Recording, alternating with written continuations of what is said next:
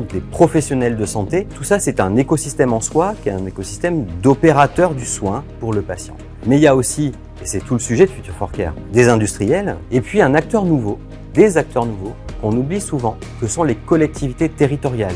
Je terminerai enfin par une spécificité française qui est tellement importante, ce sont les associations. Ce sont des acteurs essentiels à mettre dans cet écosystème parce qu'ils ont une connaissance extrêmement fine.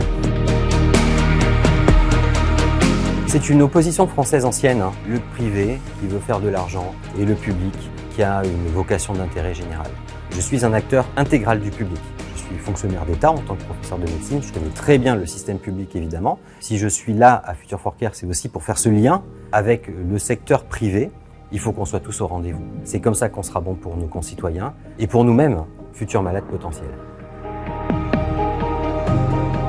La santé, c'est l'OMS qui le dit, elle est médico-psychosociale. Le pied sanitaire tel qu'on l'entend, c'est le médico. Mais il y a aussi le psycho, on le vit avec le Covid, on l'a vécu avec des drames de masse. Ce pied-là, du bien-être mental, il est aussi très important. Et enfin, le pied social. La santé n'est pas décorrélée de notre environnement social, de notre insertion dans la société, et notamment pour les plus précaires, les plus vulnérables d'entre nous. C'est pour eux qu'il faut faire le plus de liens et pour lesquels les outils numériques sont aussi les plus utiles. Les produits, solutions et services du numérique pour la santé, ce sont les meilleurs leviers de défragmentation du système de santé.